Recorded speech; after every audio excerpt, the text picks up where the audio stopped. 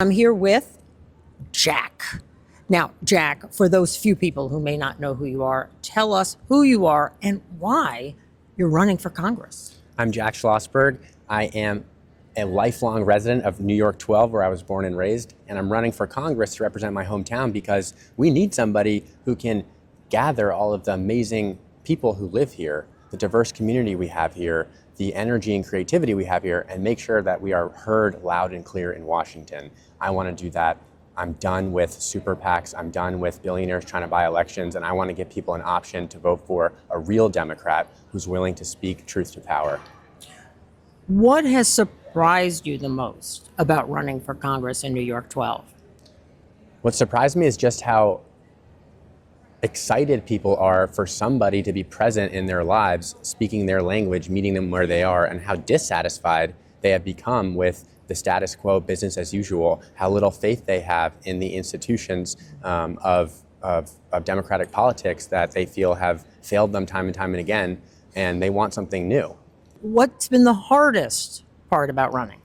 The hardest part about running is there are not enough hours in the day, and I want to shake 50,000 hands, and I think we're going to do it, but not unless we're at every subway stop every single morning as early as we can get there. So the only hard part is that we can't do every day twice. Right. And since you can't shake every single hand, what's the one thing you would like voters to know about Jack that they might not know?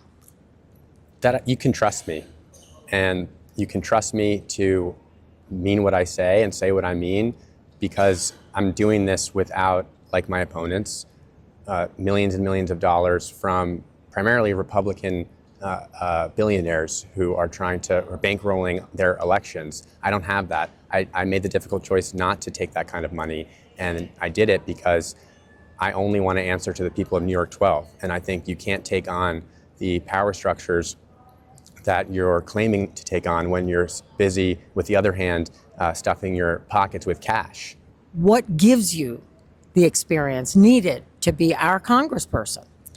My experience is not in Albany as a state legislator. It is not in backroom deals. It's not running a campaign funded by a billionaire. It's speaking my mind because for no other reason than I felt that I had to. And I think the experience that the only test of leadership is the ability to lead.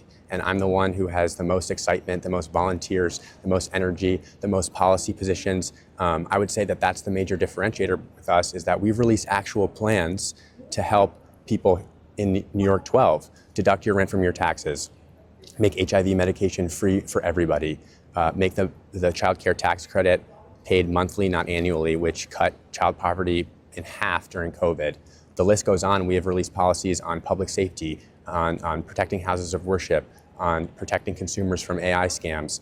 And for all the experience that my opponents claim to have, it's interesting that I'm the only one with plans ready to go on day one to introduce on the House floor to help people in NY-12 with what they say are the most important pressing concerns they have.